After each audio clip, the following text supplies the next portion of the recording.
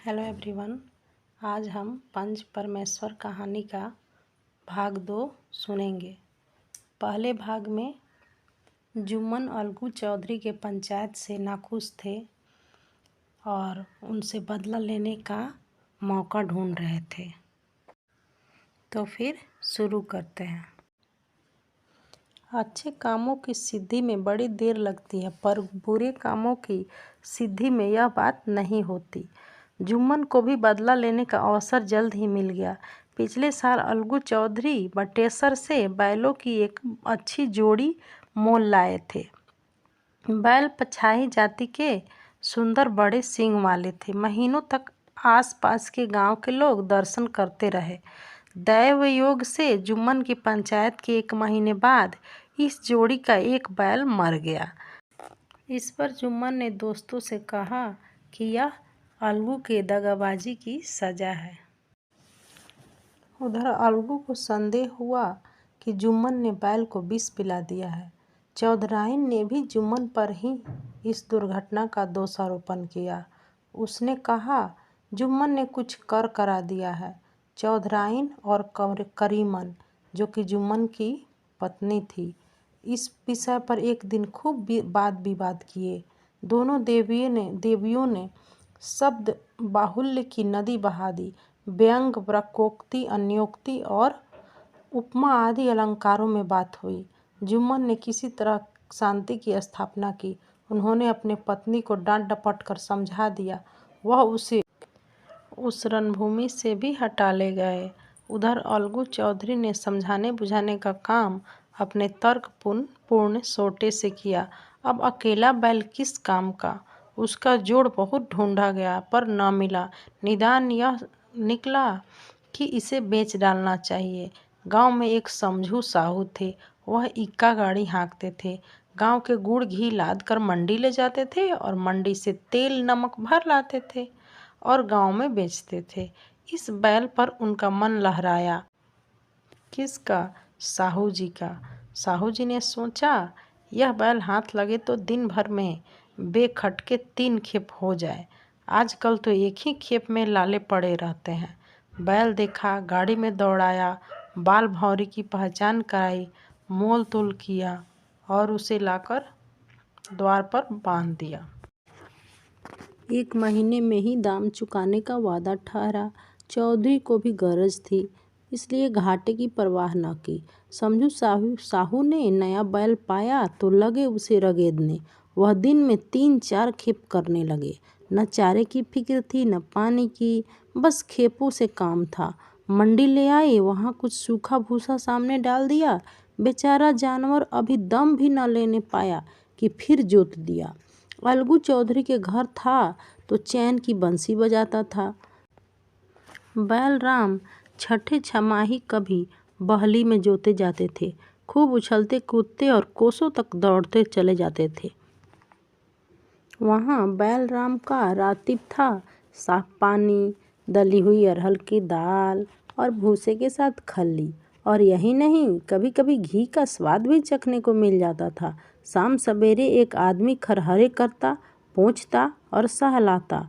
कहाँ वह सुख चैन, कहाँ वह 8 पहर की खपत। महीनों भर में ही वह पिस सा गया। मतलब कि साहू के यहाँ बैल को बहुत परेशानी हुई। वह आराम से नहीं रह पाता था, उसे बहुत ज़्यादा काम करना पड़ता था। और वहीं अलगू चौधरी के यहाँ उसे बहुत आराम और अच्छा खाना मिलता था।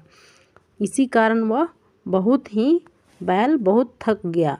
इक्के का जुआ देखते ही उसका लहू सूख जाता था। एक पग चलना दुभर था, हड्डियां निकल आई थी, पर था वह पानीदार।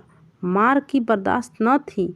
एक दिन चौथी खेप में साहू जी ने दूना बोझ लाद दिया। दिन भर थका जानवर पैर न उठते थे, पर साहू जी कोड़े फटकारने लगे। फिर बस क्या था, बैल कलेजा तोड़ कर चला। कुछ दूर दौड़ा और चाहा कि जरा दम ले लूं, पर साहू जी को जल्दी पहुंचने की फिक्र थी। अतएव उन्होंने कई कोड़े बड़ी निर्दयता से फटकारे। बैल ने एक बार फिर जोर लगाया, पर अब की बार शक्ति ने जवाब दे दिया। वह धरती पर गिर पड़ा और ऐसा गिरा कि फिर न उठा। साहू जी ने बहुत पीटा, टांग पकड़कर खींचा, नथनों में लकड़ी ठूस दी, पर कहीं मृतक भी उठ सकता है। तब साहू जी को कुछ शक हुआ। उन्होंने बैल को गौर से देखा, खोलकर अलग किया और सोचने लगे कि गाड़ी कैसे घर पहुँचे। बहुत चीखे चिल्लाए, पर देहात का रास्ता बच्चों की आँख की तरह साँझ होते ही बंद हो जाता है। कोई नजर न आया, आसपास कोई गांव भी न था। मारे क्रोध कि उन्होंने मरे हुए बैल पर और दुर्रे लगाए और कोसने लगे, अभागे, तुझे मरना ही था तो घर पहुंचकर मरता। ससुरा बीच रास्ते में ही मर रहा, अब गाड़ी कौन खींचे। साहू जी कई बोरे गुड़ और कई पीपे घी बेचे थे।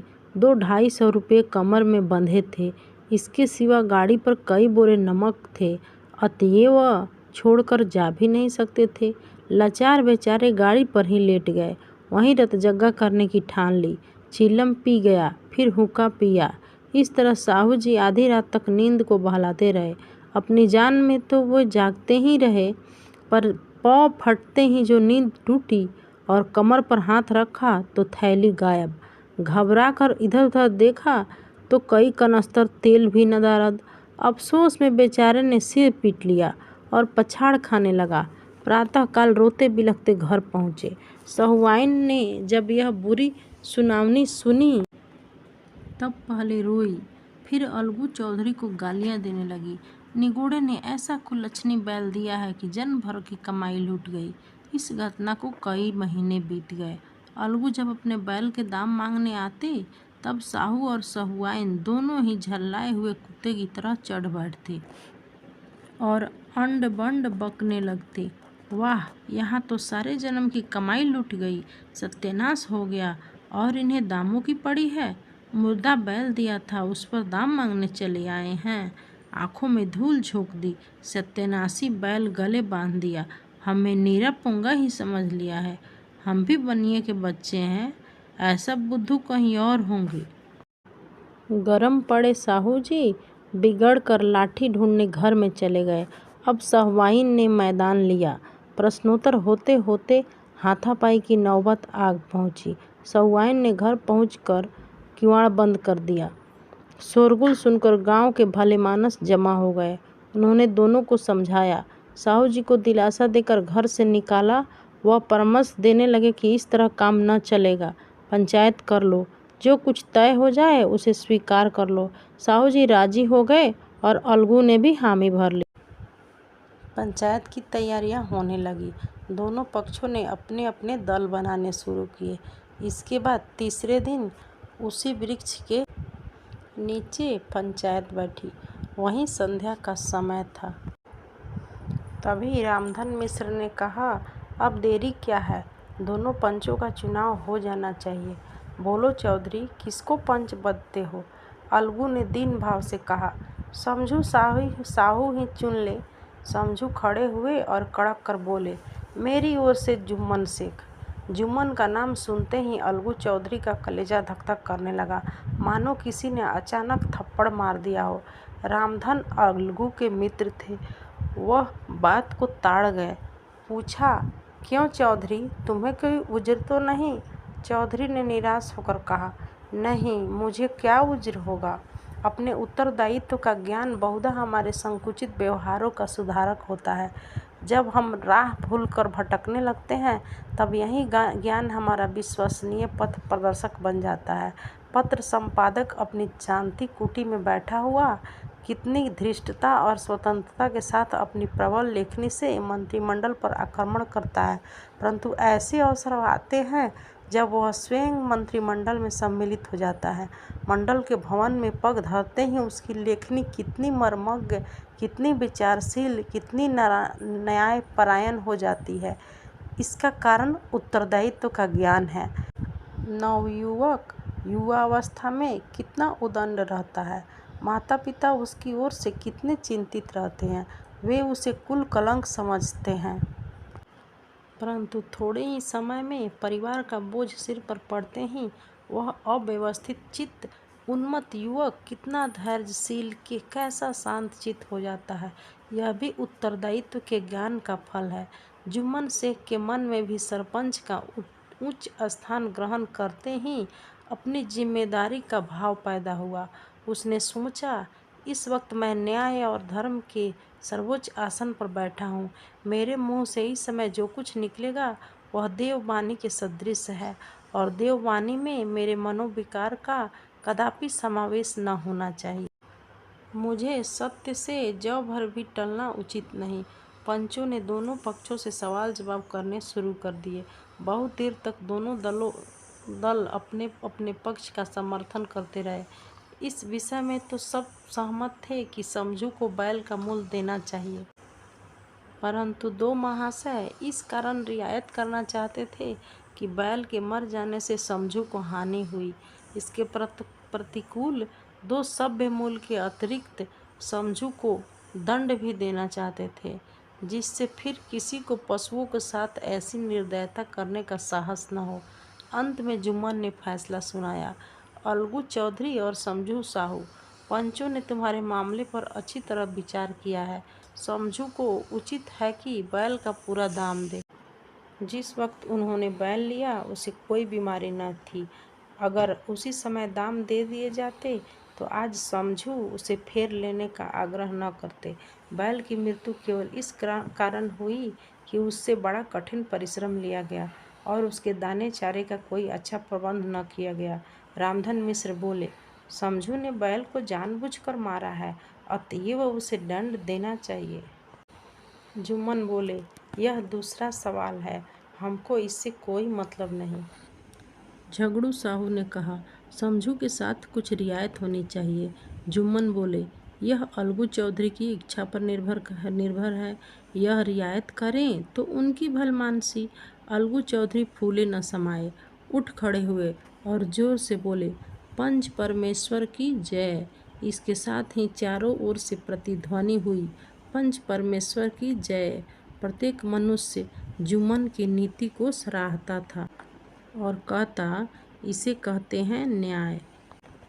यह मनुष्य का काम नहीं है। पंच में परमेश्वर वास करते हैं, यह उन्हीं की महिमा है। पंच के सामने खोटे को कौन खरा कह सकता है। थोड़ी देर बाद जुम्मन अलगू के पास आए और गले लिपट कर बोले, भैया, जब से तुमने मेरी पंचायत की है तब से मैं तुम्हारा प्राणघातक शत्रु बन गया हूँ।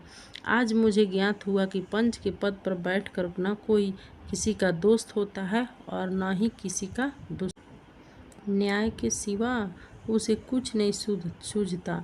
आज मुझे विश्वास हो गया कि पंच के जबान से खुदा बोलता है। अलगू रोने लगा। इस पानी से दोनों के दिलों का मैल धुल गया।